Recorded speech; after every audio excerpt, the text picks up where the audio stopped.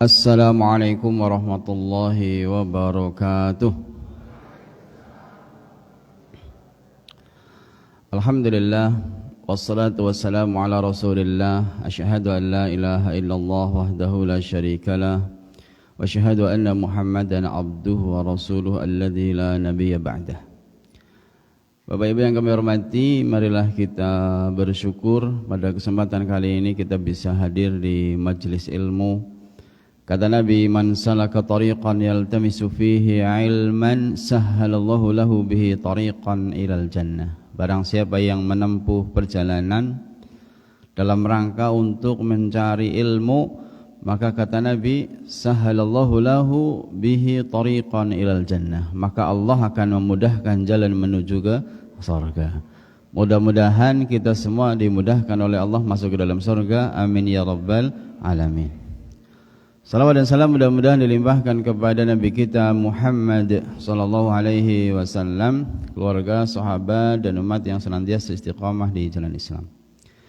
Pada kesempatan kali ini kita akan belajar surat Al-Fatihah, melanjutkan pertemuan yang terdahulu. Kita ulangi lagi dari ta'awud, nanti Bapak Ibu menirukan. A'udzu billahi minasy syaithanir rajim. Monggo.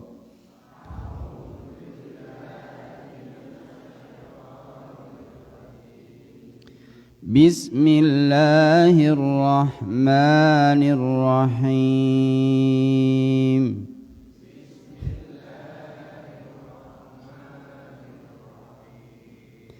Alhamdulillahi rabbil alamin.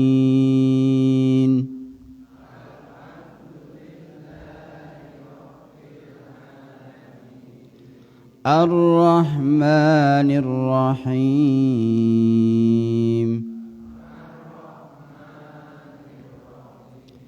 Maliki yaumiddin.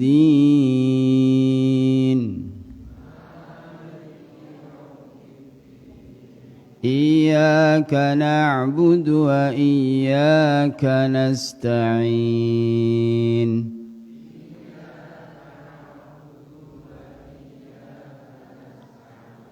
Ihdinas siratal mustaqim.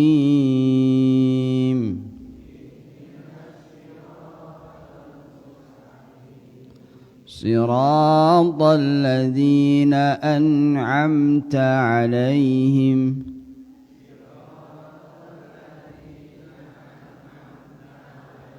غير المغضوب عليهم ولا الضالين.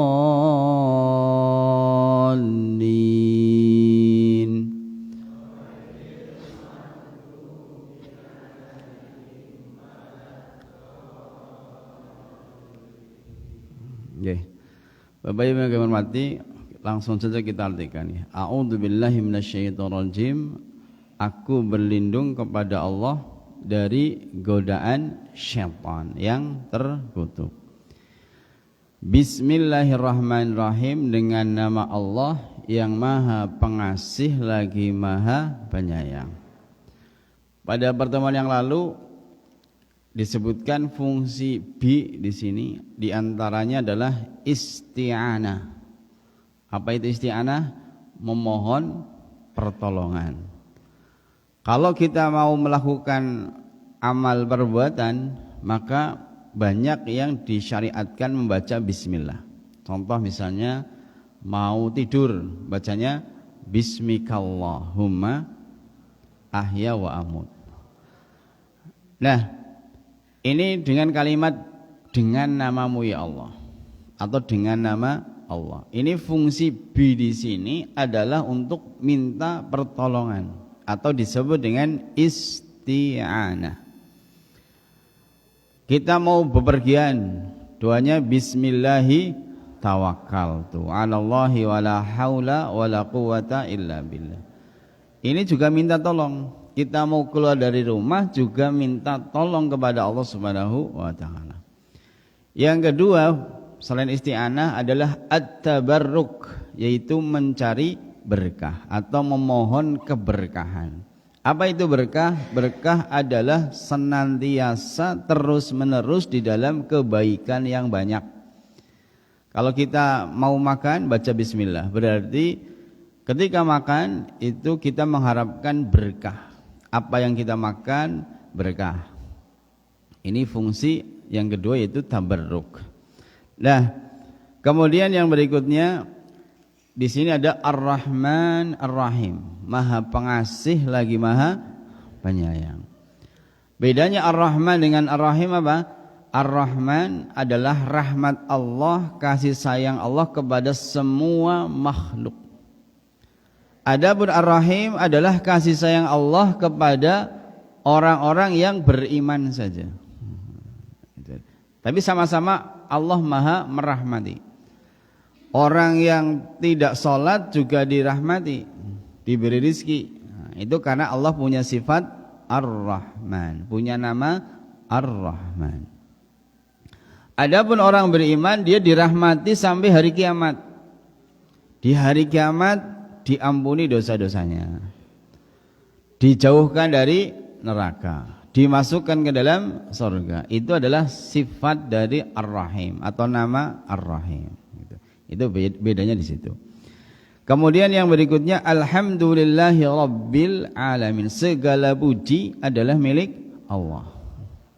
Kita tidak berhak dipuji. Yang berhak dipuji adalah Allah. Alhamdulillah. Segala pujian itu adalah milik Allah. Kemudian Allah itu memiliki sifat rabbil alamin, Tuhan semesta alam. Tuhan di sini, Rabb di sini maknanya adalah Al-Khaliq, yaitu yang maha mencipta. Berarti alam ini yang mencipta adalah Allah. Dan kita semua adalah bagian dari alam. Alam manusia yang menciptakan adalah Allah. Yang mengatur urusan kita juga Allah. Yang membangunkan kita pagi tadi itu Allah. Makanya kita berdoa, alhamdulillahilladzi ahyana ba'dama amatana wa ilaihin nusyur. Kita bersyukur, Pak. Alhamdulillah. Bersyukur, segala puji bagi Allah. Karena kita dibangunkan gitu. Ini Allah yang mengatur. Yang mengatur urusan kita mulai dari bangun tidur sampai tidur lagi itu Allah. Makanya kita mau tidur itu berdoa. Karena ada orang yang tidak bisa tidur. Sudah berusaha tidur mulai jam 9 masih nggak bisa tidur. Jam 10 dengar, jam 11 masih belum tidur, jam 12 masih belum tidur. Ada yang gitu, Pak. Nah, kalau yang seperti ini, yang mengatur urusan kita itu Allah Subhanahu wa taala, maka berdoa. Kalau mau tidur berdoa. Ini makna Rabb ya. Yang kedua adalah Al-Mudabbir. Kemudian yang makna Rabb yang ketiga adalah Al-Malik. Allah itu yang menguasai, yang memiliki. Berarti alam semesta ini yang punya adalah Allah. Berarti kita semua yang punya adalah Allah Subhanahu wa taala. Ini alhamdulillahi rabbil alamin. Ar-Rahmanir Rahim, ya, Maha Pengasih lagi Maha Penyayang. Kemudian ayat yang keempat, Maliki Yaumiddin, yang menguasai. Kalau ada yang qiraah yang dibaca pendek, Maliki Yaumiddin, artinya adalah raja. Tetapi para ulama mengatakan bahwasanya maknanya itu saling menguatkan. Jadi kalau Malik yang menguasai, kalau Malik raja. Karena seorang raja itu, Allah adalah raja, berarti Allah itu berkuasa. Gitu. Nah, Allah Subhanahu wa taala adalah yang menguasai. Apa yang dikuasai? Yaumiddin, hari pembalasan. Di hari kiamat nanti disebut dengan ad-din, pembalasan. Berarti di hari kiamat sudah tidak ada amal. Adanya adalah al-jaza atau pembalasan. Walaupun ya di sana itu ketemu dengan orang yang dulu pernah kita berbuat salah. Di sana di akhirat nanti sudah tidak bisa minta maaf. Apalagi kalau berkaitan dengan utang. Utang urung bayar 10.000. Kira-kira di sana bisa nyaur utang apa tidak? Tidak. Kalau di dunia nggak punya uang 10.000, Bu, ini saya nggak punya uang 10.000, mohon diikhlaskan gitu. Itu bisa. Tapi kalau di hari kiamat nanti sudah nggak bisa. Adanya adalah jaza, pembalasan. Maka tagihannya di akhirat.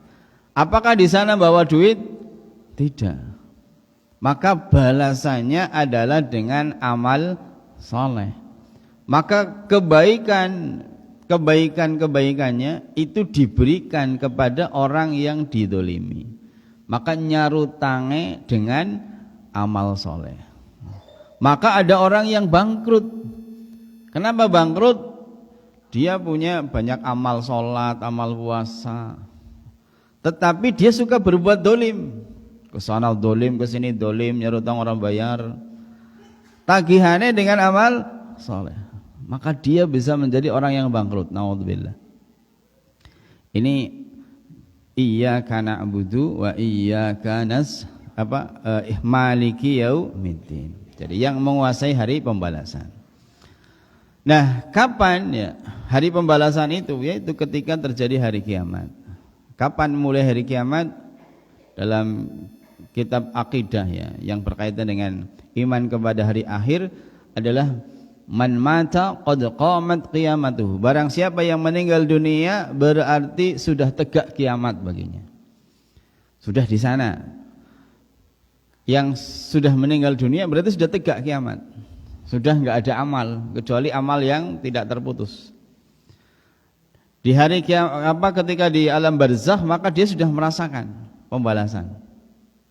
Ya, sudah merasakan pembalasan. Belum kemudian nanti ketika dibangkitkan di hari kiamat di padang mahsyar. Di padang mahsyar ada yang namanya hisab. Ada yang namanya hisab itu dihitung, dibacakan amalnya semua. Mulai yang dicatat oleh malaikat raqib dan atid itu dibaca. Dulu ngapa saja, dulu kebaikannya apa saja, dulu di dunia ini melakukan begini-begini, semuanya ada catatannya. La saghiratan wala kabiratan illa ahsaha. Tidak yang besar, tidak yang kecil, ada catatannya, Pak. Pakai bahasa Arab apa pakai bahasa Indonesia? Wallahu alam. Tapi semuanya bisa baca. Ini yang namanya hisab. Namanya tu'radul amal. Kemudian setelah itu ditimbang. Ditimbang. Ini kebaikan, ini keburukan. Wa amma man saqulat mawazinu. Kalau dia timbangan kebaikannya lebih banyak, maka fahuwa fi 'aisyatin radiyah. Maka dia akan mendapatkan kehidupan yang diridho, yaitu surga. Wa amma man saqulat mawazinu fa ummuhu hawiyah. Adapun yang ringan timbangannya, dia akan tempat kembalinya adalah neraka hawiyah. Ini kalau ringan timbangan kebaikan. Ternyata timbangan keburukan lebih banyak. Nah, ini repot yang seperti ini. Ini namanya mizan. Ada lagi di hari kiamat nanti namanya syafaat. Ada lagi namanya syafaat.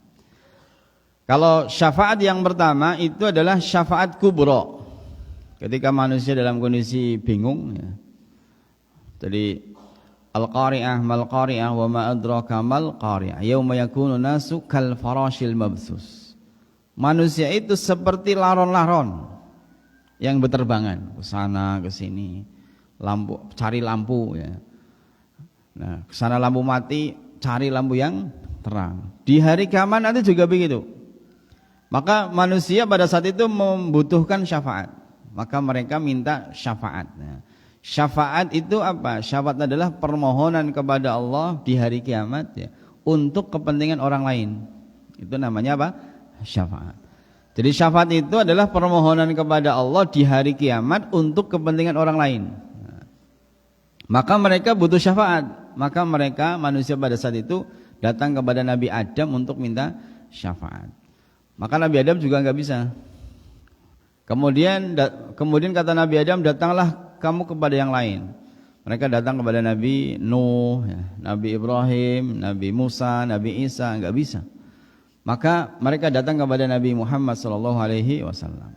Nah, kemudian Nabi Muhammad SAW berdoa kepada Allah supaya dimulainya hisab tadi. Ini berarti syafaat ini yang pertama. Syafaatul uzma adalah yang pertama. Syafaat uzma dulu, kemudian hisab, kemudian baru penimbangan. Dan model syafaat itu banyak. Ada syafaat yang diberikan oleh Nabi kepada orang yang amalannya itu sama persis, antara amal baik dengan buruk itu timbangannya itu sama. Maka dia akan diberi syafaat oleh Nabi Muhammad SAW. Dan masih banyak model syafaat lagi. Kemudian ada lagi di hari kiamat nanti namanya as-sirat, jembatan di atas neraka jahanam. Kalau di hari kiamat nanti manusia itu terbagi menjadi 3. Yang pertama adalah orang kafir, kemudian yang kedua orang munafik, yang ketiga orang beriman. Orang kafir pada hari kiamat nanti mencari Tuhannya masing-masing.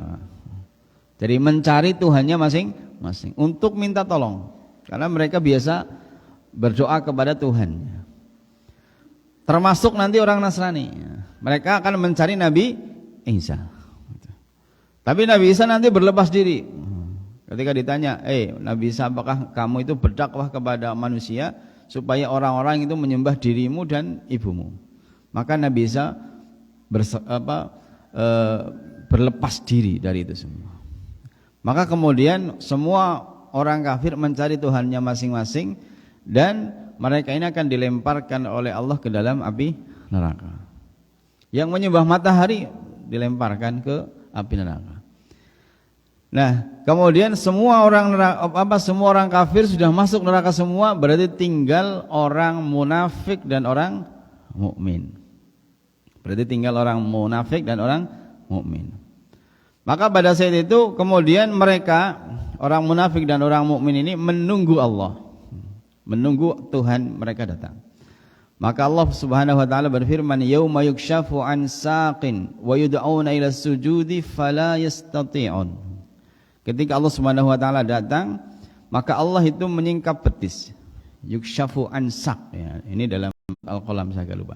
Nah, Allah Subhanahu wa taala menyingkap betis, ya. Ini terjemahan letterlocknya begitu, tekstualnya begitu. Nah, kemudian para orang-orang munafik dan orang mukmin tadi itu tahu bahwasanya itu adalah Allah Subhanahu wa taala. Maka pada saat itu kemudian mereka itu sujud. Tetapi orang-orang munafik tidak bisa sujud. Kenapa orang-orang munafik tidak bisa sujud? Karena ketika sujud di dunia mereka itu adalah dalam rangka riya. Karena supaya dianggap sebagai orang beriman, supaya dianggap sebagai orang muslim, tapi hatinya kafir. Dalam bahasa kita pencitraan. Mereka ini orang-orang munafik itu tidak bisa sujud. Maka pada saat itu kemudian Allah Subhanahu wa taala membentangkan sirat di atas neraka jahanam. Nah, sirat itu lebih kecil dari rambut, lebih landep dari pedang. Nah, di atas neraka jahanam. Nah, neraka jahanam itu disebutkan bahwasanya neraka jahanam itu didatangkan, ya.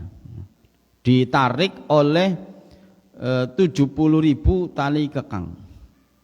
Nah, jadi neraka jahanam itu ditarik oleh 70.000 tali kekang, dan setiap tali kekang itu ditarik oleh 70.000 malaikat. Ini tafsir surat Al-Fajr, ya. Nah, ketika neraka jahanam didatangkan berarti kondisinya begitu. Manusia itu melihat, ya. Termasuk tadi ini sebelum ini berarti sebelum didatangkan sirat, ya.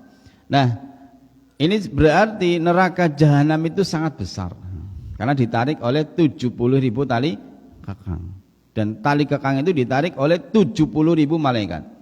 Berarti jumlah malaikat yang menarik neraka jahanam adalah 70.000 kali 70.000. Berarti berapa? 4,9 miliar malaikat. Padahal kalau satu malaikat saja narik, itu sudah. Kekuatan malaikat itu dicontohkan oleh para ulama adalah ketika dikisahkan dalam kisahnya Nabi Sulaiman ya. Nabi Sulaiman itu ketika berkisah tentang Ratu Bilqis, yaitu Raja Saba ya.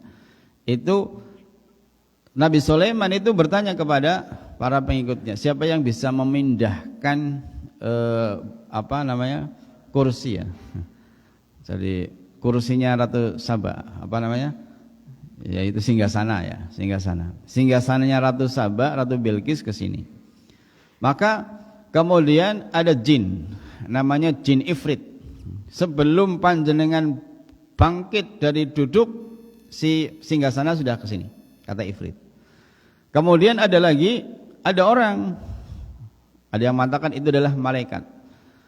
Sebelum panjenengan kemedep, bahasanya berkedip, maka sudah sampai. Itu ternyata malah malaikat.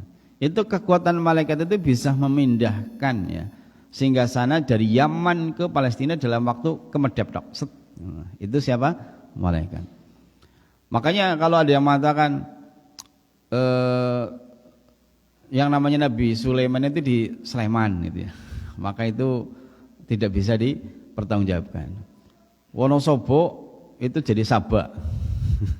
Itu tidak bisa dipertanggungjawabkan. Karena para ahli tafsir mengatakan bahwasanya Ratu Sabak itu di Yaman. Nah, malaikat ini bisa memindahkan singgasana dengan kecepatan yang sangat tinggi. Ini baru satu malaikat. Nah, ini yang menarik neraka jahanam itu 4,9 miliar. Berarti lebarnya, panjangnya seperti apa? Nah, kemudian Allah Subhanahu wa taala membentangkan sirat.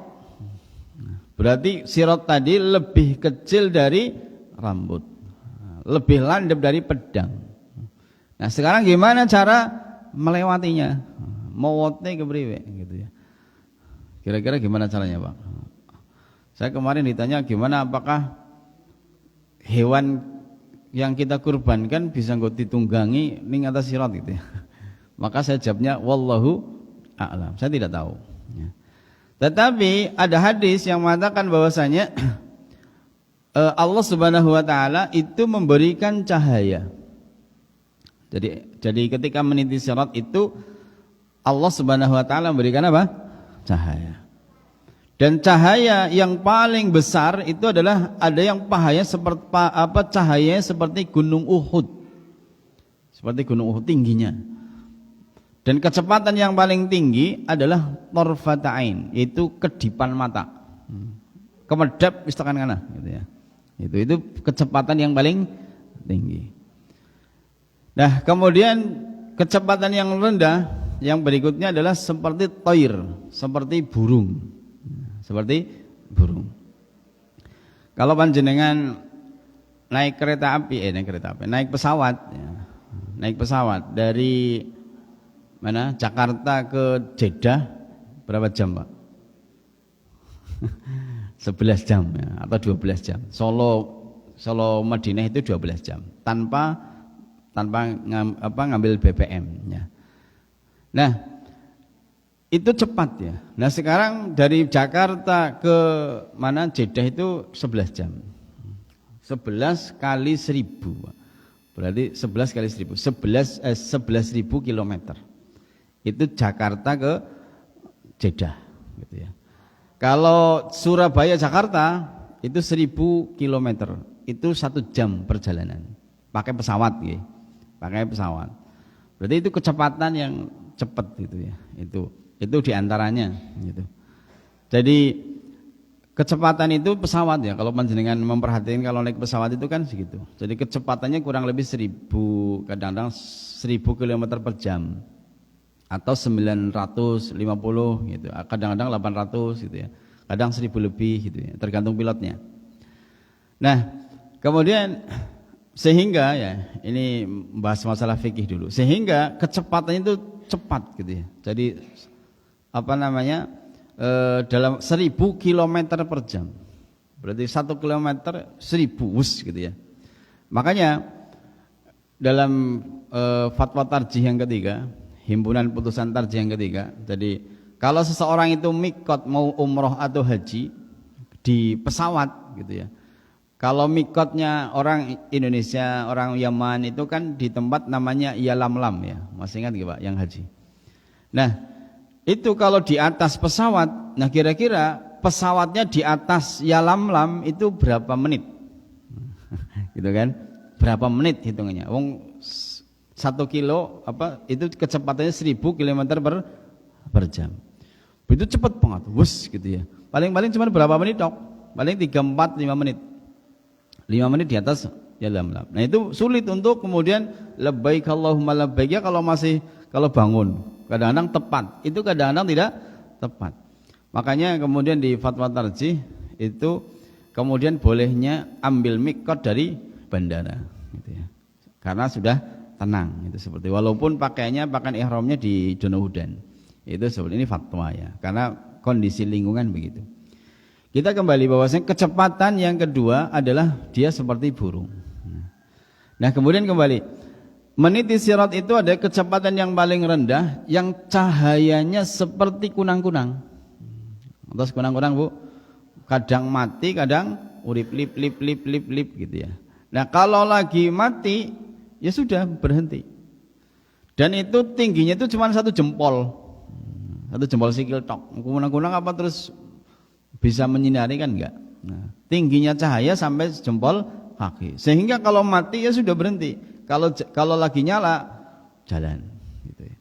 Nah, itu kira-kira tekanannya sampainya itu berapa lama gitu. Ini tergantung amalnya ketika di dunia. Nah, ini orang beriman ya. Makanya ada banyak dari orang-orang beriman yang jatuh gitu ya. Nah, bagaimana dengan orang munafik? Orang munafik itu tidak diberi cahaya. Jadi orang munafik tadi diberi cahaya. Kalau tidak diberi cahaya bisa niti sirat apa tidak? Tidak. Maka mereka langsung dilemparkan ke dalam neraka. Na'udzubillah min dzalik. Berarti orang kafir masuk neraka, orang munafik masuk neraka. Yang tersisa adalah orang mukmin. Dan ketika mau masuk surga pun harus niti sirat terlebih dahulu. Nah, ketika meniti sirat ini Rasulullah SAW itu berdoa kepada Allah, memperhatikan umatnya, ya Allah salim, ya Allah salim, ya Allah salim, selamatkan, selamatkan. Karena kalau tidak selamat sudah jatuh dan masuk ke dalam neraka. Na'udzubillah min dzalik. Dan ini sirat ini sangat menegangkan. Sangat menegangkan. Makanya Nabi mengatakan ya Allah salim, ya Allah salim, selamatkan, selamatkan. Ini sirat ya.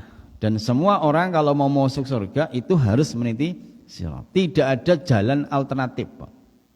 Jadi enggak ada jalan alternatif, cuma satu itu sirat. Aku orang kepengen niti sirat lah, ini abot gitu. Mbok nyemplung enggak ada, Pak. Adanya itu sirat. Jadi lebih kecil dari rambut ya. Lebih landep dari pedang. Bagaimana caranya? Dia harus memiliki cahaya. Nah, supaya cahayanya besar, maka memperbanyak amal. Di antaranya yang namanya as-sabru, dia sabar itu adalah cahaya. Kemudian salat itu juga cahaya. Banyak ya yang salat amal soleh yang bisa memperbesar cahaya. Termasuk al-ilmu nurun. Ilmu itu adalah cahaya. Makanya mengaji, datang ke majelis ilmu di antaranya itu supaya kita tetap istiqomah. Nah, supaya di antaranya kalau kita meniti sirat itu cepat gitu ya. Itu seperti itu karena cahayanya besar. Tapi kalau kemudian amal soleh kita ya kadang semangat, kadang ora ya. Itu nanti seperti kunang-kunang ya. Gitu lagi semangat ya murub ya. Nek lagi mati, lagi ora semangat ya mati. Makanya ibadah itu kita berusaha tetap istiqomah. Tetap saja istiqomah. Lagi kesel banget ya tetapan saja ibadah. Jangan sampai ditinggal. Gitu. Lagi males banget ya tetap saja gitu. Tetap saja beribadah supaya nanti kita di atas sirat itu cepat. Nah, ini para ulama mengatakan bahwasanya sirat di atas neraka jahanam itu seperti siratal mustaqim di dunia. Bagaimana kita meniti as-siratal mustaqim di dunia, istiqomah atau tidak, itu seperti itu. Jadi baru kemudian setelah itu, setelah meniti sirat, nyampe di depan pintu surga. Tetapi di depan sebelum sampai sana itu ada jembatan lagi namanya Qantarah. Tapi kalau yang sudah selamat meniti sirat itu pasti masuk surga. Itu. Nah, sebelum masuk surga itu ada lagi jembatan namanya Qantarah. Qantarah itu berarti di situ rasa-rasa dengki, hasad, enggak suka itu dihilangkan. Jadi kalau misalnya di sini Pak sama-sama ngaji ya, di sini walaupun satu masjid Al-Hikmah ya, tiap hari ketemu kadang-kadang masih ada ganjelan ya Pak. Kadang-kadang masih ada ganjelan. Beda organisasi baik ganjelan, beda partai baik ganjelan. Oh kita untuk kelompok kenyong itu ada ganjelan Pak. Oh kita apa macam-macam lah ya di dalam hati. Gitu. Ada rasa nggak suka. Gitu ya. Salaman tak iya tapi jejeran kadang-kadang masih ada rasa gitu ya. Maka di hari kiamat nanti dihilangkan. Hatinya satu. Ya. Hatinya satu. Maka sudah tidak ada iri. Sudah tidak ada dengki. Kalau di dunia kan masih ada. Tanggane tuku motor, oh kali utang Itu karena apa rasa dengki, enggak suka. Saudara kita dapat rezeki, dapat nikmat. Itu dengki. Nah, kalau di hari kiamat enggak ada. Apa di surga itu sudah tidak ada. Itu sudah dihilangkan ya. Makanya ketika teman kita masuk surga dan ternyata derajatnya lebih tinggi, maka kita enggak ada rasa iri. Lho kok dene salate bareng-bareng, ngajine bareng-bareng kali dhuwur, surgane nyong biasa bae. Itu enggak ada. Semuanya ridho gitu ya. Semuanya ridho gitu. Ini sudah dihilangkan di pintu apa di jembatan namanya Qantarah. Ketika sudah seperti itu kemudian ke sana lagi. Ya ternyata pintu surga masih ditutup. Pintu surga ditutup. Maka kemudian kita bisa langsung masuk surga apa tidak? Tidak. Maka yang bisa ya, membuka pintu surga siapa? Nabi Muhammad sallallahu alaihi wasallam. Maka ini adalah disebut dengan syafaat. Ya. Yaitu syafaat yang diberikan oleh Nabi kepada calon-calon penghuni surga untuk masuk ke dalam surga. Gitu Pak. Ini baru masuk surga. Nah, masuk surga pun pintunya macam-macam.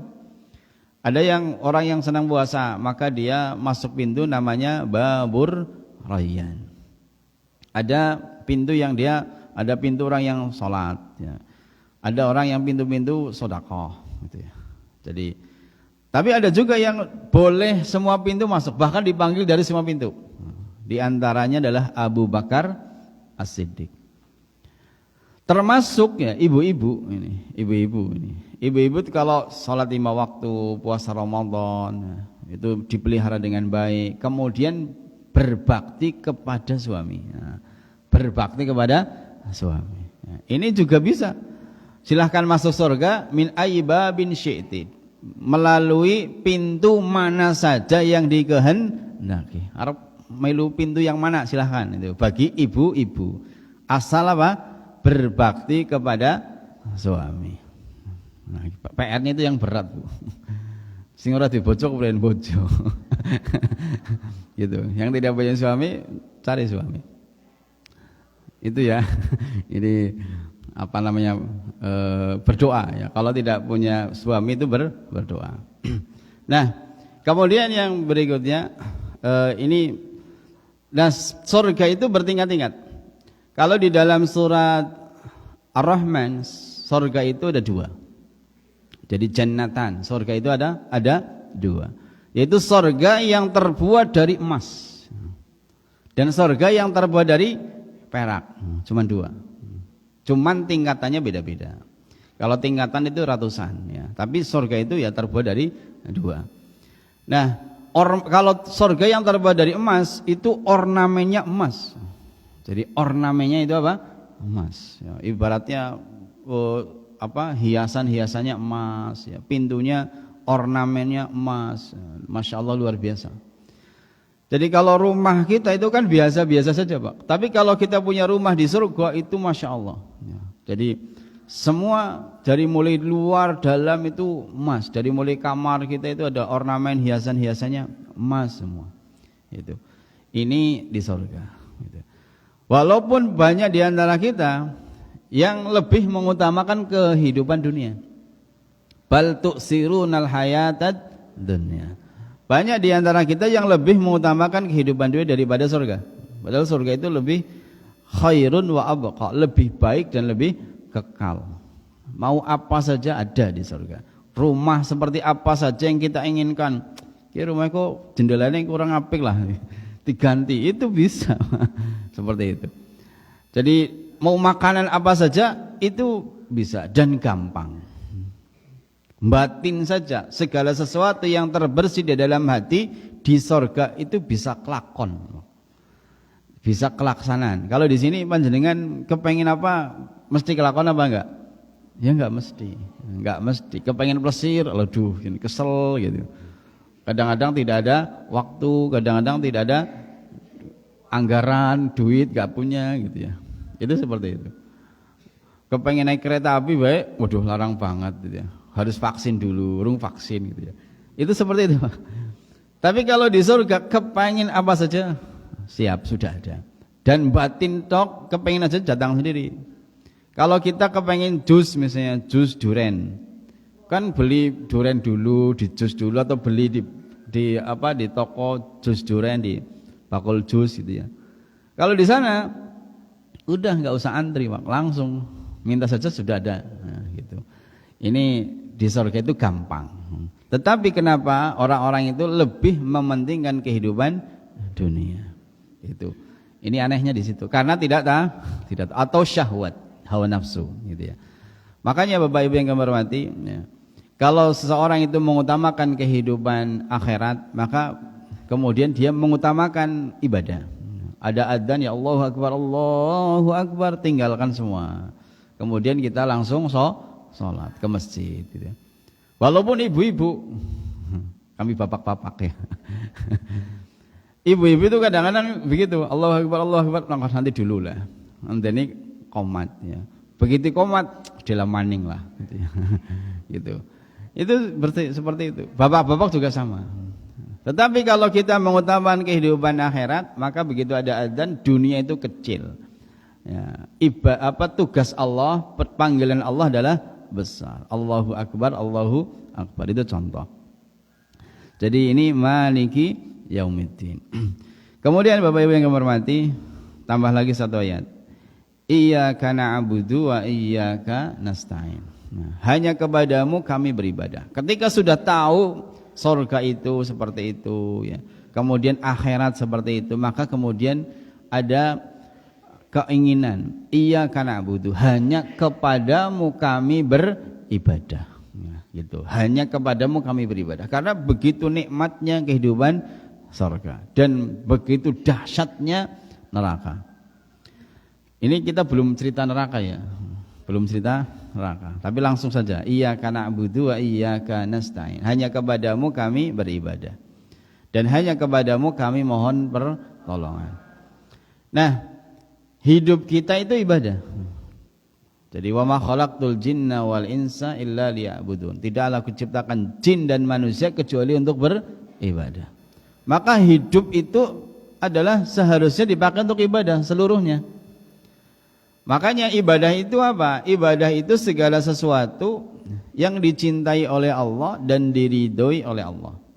Ucapan, perbuatan, lahir batin. Itu ibadah. Jadi sesuatu yang diridhoi, dicintai oleh Allah itu ibadah.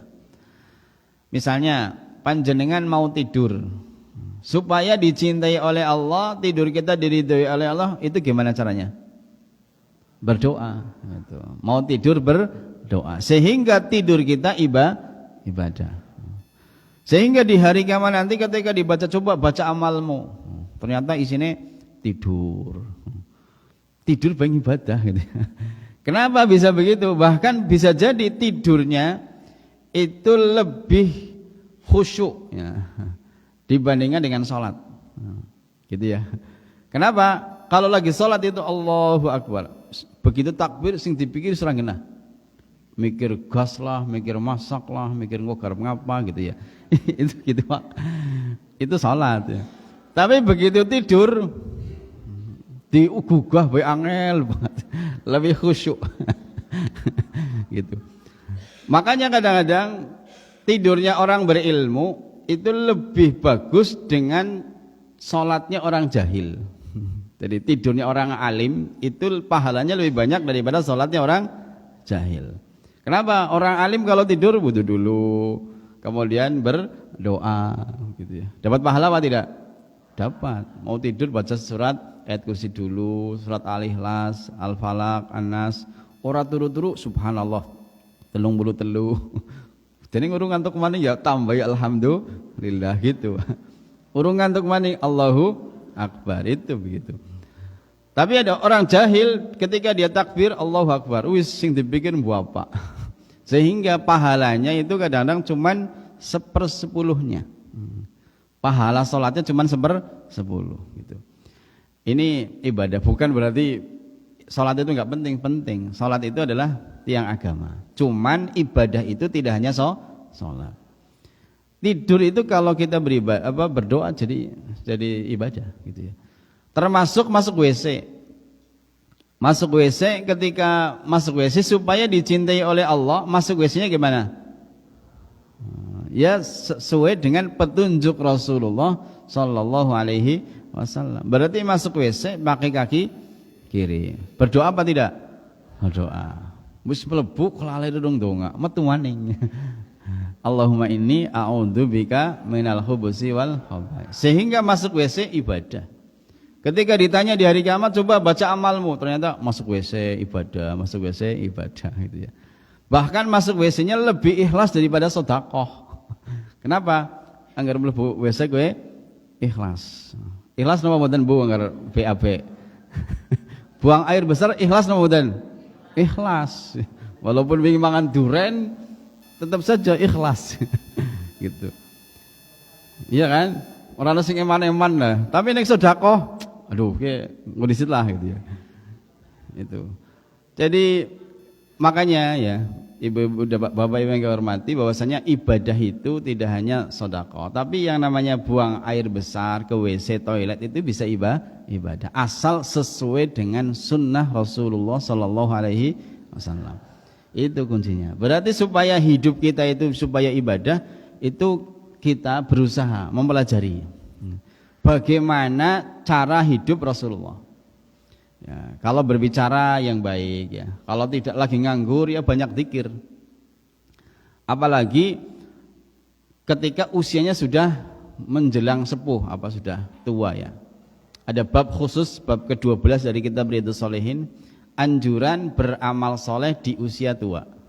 Itu di bab Riyadhus Shalihin. Kenapa? Allah mengatakan awalam nu'ammirkum. Jadi apakah aku tidak memanjangkan umur kalian? Jadi dalam hadis bahwasanya kalau seseorang itu sudah berumur 60 tahun maka berusaha untuk memperbanyak amal soleh. Nabi ketika sudah mau meninggal dunia itu memperbanyak tasbih, memperbanyak tahmid dan memperbanyak istighfar. Dalilnya apa? Itu surat An-Nasr, idza jaa nasrullahi wal fath wa ra'aitan nas yadkhuluna fi dinillahi afwaja fasabbih bihamdi rabbika wastaghfir. Fasabbih, tasbihlah, bihamdi rabbika, bertahmid alhamdulillah, wastaghfir dan beristighfar. Makanya ketika sudah di akhir-akhir hidup beliau, ketika sudah turun surat An-Nasr ini, maka beliau itu kalau sujud dan ruku atau ruku dan sujud itu membaca subhanakallahumma rabbana wa bihamdika allahumma ighfirli gitu. Dan biasa ketika hidup ketika lagi santai ya baca zikir subhanallah, subhanallahil azim, subhanallah wa bihamdi. Ini ketika sudah tua. Berapa kalau sudah tua? Kalau di Madinah itu disebutkan dalam kitab Riyadhus Shalihin, itu kalau sudah 40 tahun ke atas berarti orang-orang Madinah itu mereka memiliki waktu khusus untuk beribadah. Kalau sudah 40 tahun ke atas gitu ya. Itu apalagi yang sudah 60 tahun gitu, itu sudah tua. Karena umur umatku kata Nabi adalah antara baina sittin ila sab'in. Jadi umur umatnya Nabi antara 60 sampai 70 tahun dan sedikit yang lebih dari 70. Sing 80 tahun kuwi sedikit, Pak. Lebih sedikit. Ibaratnya 10 orang belum tentu satu ya, yang sampai 80 tahun. Ini begitu. Jadi kita berusaha beribadah setiap saat ya. Hidup kita adalah digunakan untuk beribadah hanya kepada Allah Subhanahu wa taala. Kemudian yang berikutnya, jangan sekali-kali beribadah kepada selain Allah. Karena apa? Kita sudah mengucapkan iyyaka na'budu, hanya kepadamu kami beribadah. Berarti kalau kita setiap hari mengatakan ya Allah, hanya kepadamu kami beribadah, hanya kepadamu kami menyembah, tiba-tiba dia beribadah kepada selain Allah, kira-kira Allah murka apa tidak? Murka. Sing aweh rezeki ya Gusti Allah, yang memberi hidup juga Allah, malah ibadahnya kepada selain Allah. Maka yang seperti ini syirik, maka Allah murka, maka Allah tidak mengampuni dosa syirik. Innallaha la yaghfiru ay yushraka bihi wa yaghfiru ma duna dzalika liman yasha. Sesungguhnya Allah tidak akan mengampuni dosa syirik, tapi Allah mengampuni dosa-dosa di bawah syirik atau dosa-dosa selain syirik. Jadi kita jangan sampai beribadah kepada selain Allah. Kalau ibadah ya hanya kepada Allah saja, di dalam seluruh ibadah. Jadi kita berdoa hanya kepada Allah. Jangan minta berdoa kepada selain Allah. Apalagi kepada pohon, penghuni kubur, ya, kemudian kepada batu, penghuni sungai, itu jangan. Kemudian yang berikutnya, iyyaka nasta'in, hanya kepadamu kami mohon pertolongan. Minta tolong itu hanya kepada Allah. Makanya para sahabat itu jarang sekali minta tolong, walaupun kalau dia bisa. Ya, tapi kalau suami gitu ya, Arab gawe wedang ya istrinya jenis kebangetan, bojone gawe wedang dewek ya. Kira-kira bojone kebangetan apa mboten, Bu? Ya. Jadi misalnya mau ngambil minum ya, itu sahabat itu tidak minta tolong kepada orang lain karena dia mampu. Gitu. Itu seperti itu. Hal-hal yang sepele para sahabat itu tidak suka minta tolong. Itu seperti itu. Nah, tetapi sebetulnya minta tolong kepada selain Allah itu boleh. Dalilnya apa? Wa ta'awanu 'alal birri wat taqwa. Saling tolong menolonglah kalian di dalam kebaikan dan takwa. Tetapi kalau minta tolong yang sifatnya ibadah itu hanya kepada Allah. Makanya minta tolong kepada selain Allah itu tidak boleh.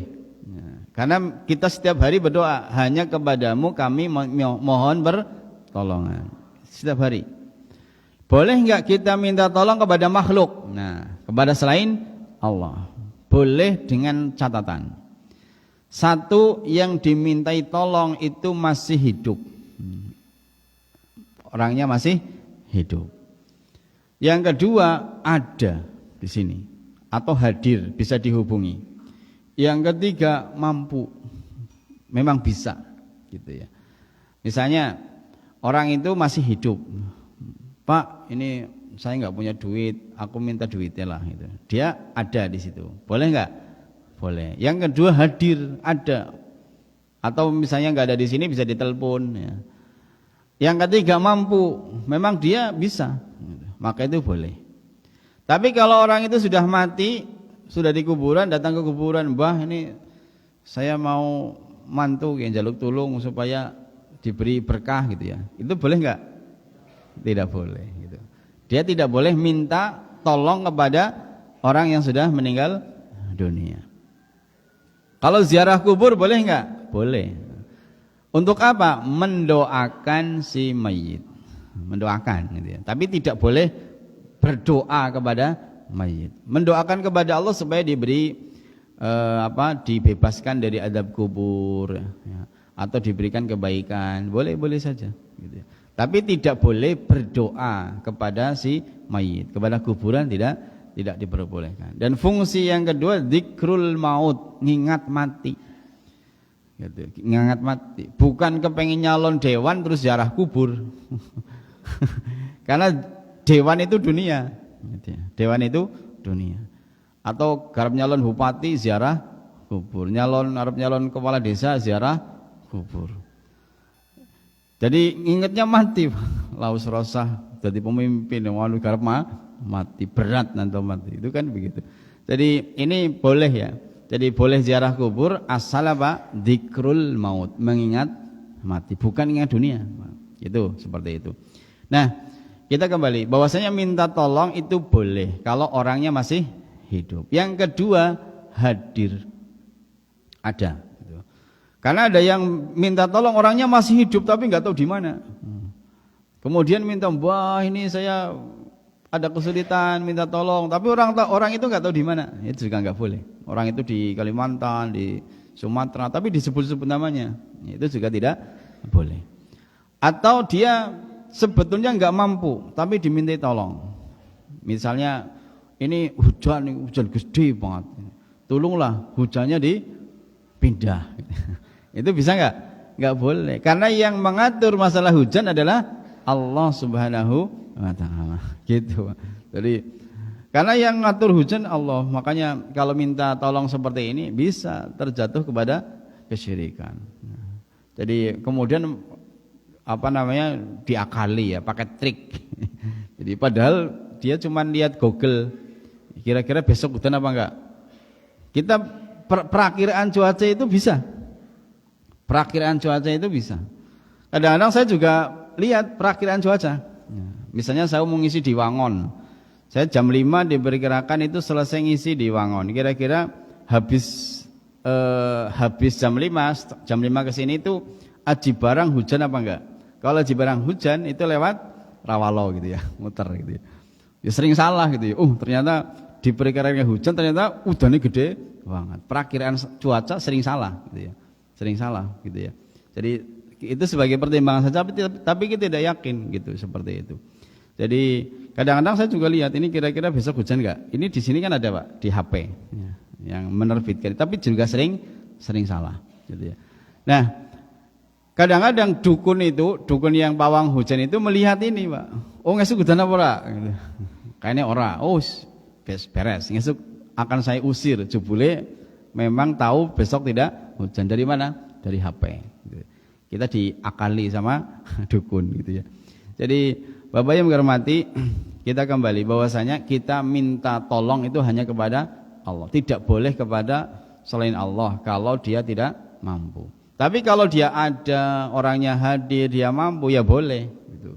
Pak tolong saya pinjami duit, ya, boleh-boleh saja karena dia mampu. Wis ora duwe duit dipinjami duit, kira-kira bisa enggak? Awaknya dheweke pusing gitu ya. Jadi Bapak Ibu yang hormati, ini tentang iyyaka na'budu wa iyyaka nasta'in. Nah, satu lagi Bapak Ibu yang hormati, bahwasanya ketika kita mengucapkan iyyaka na'budu wa iyyaka nasta'in, itu adalah sumpah, janji antara kita dengan Allah. Dan kita bersumpah itu sampai sehari minimal banget 17 kali ketika sholat.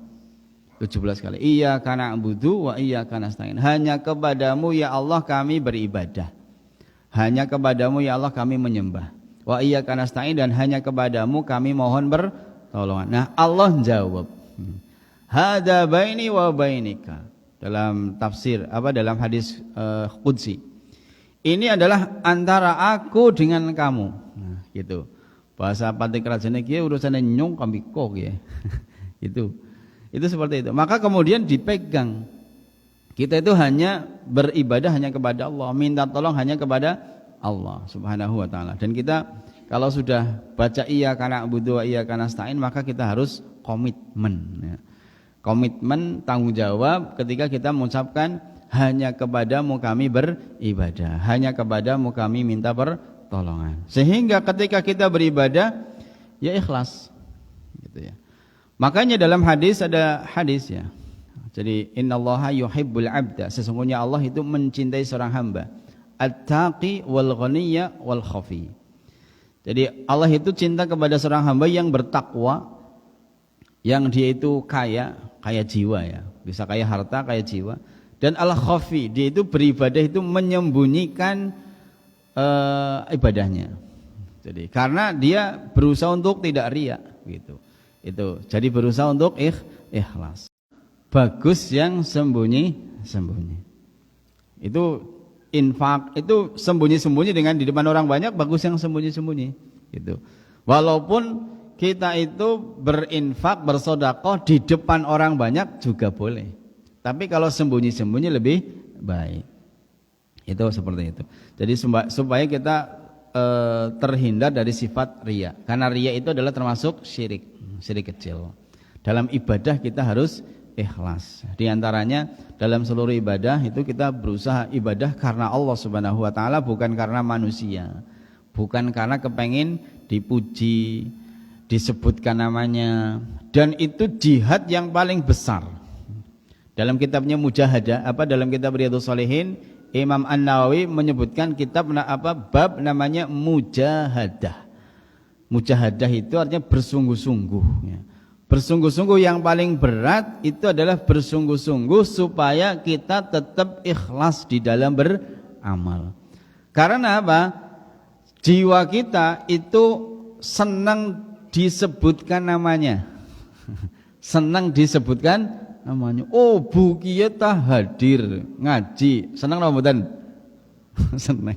Oh, Bu Kiye tah kita wingi ora teka gitu. Enggak rawuh. Itu kadang-kadang senang napa mboten? Oh iya gitu ya. Itu kadang-kadang kalau orang ikhlas itu disebut namanya sama tidak disebut namanya sama saja. Tidak butuh disebut namanya. Karena Pak, dia kepengen mendapatkan pahala dari Allah Subhanahu wa taala. Dan itu yang paling berat, Pak. Makanya mujahadah yang paling berat itu hati. Ini disebutkan dalam bab mujahadah di dalam kitab Riyadhus Shalihin. Dan itu yang paling berat. Yaitu kita beribadah dengan ikhlas karena Allah Subhanahu wa taala. Itu yang bisa saya sampaikan, mudah-mudahan bermanfaat ya. Saya kira tidak ada pertanyaan nggih. Oh, onten, Pak. Silakan. Waalaikumsalam.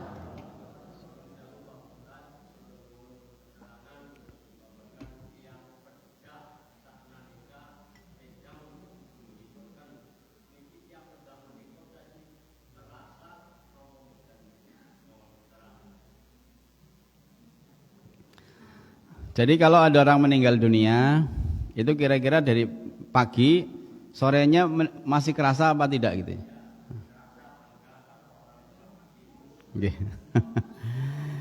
Jadi begini, Pak.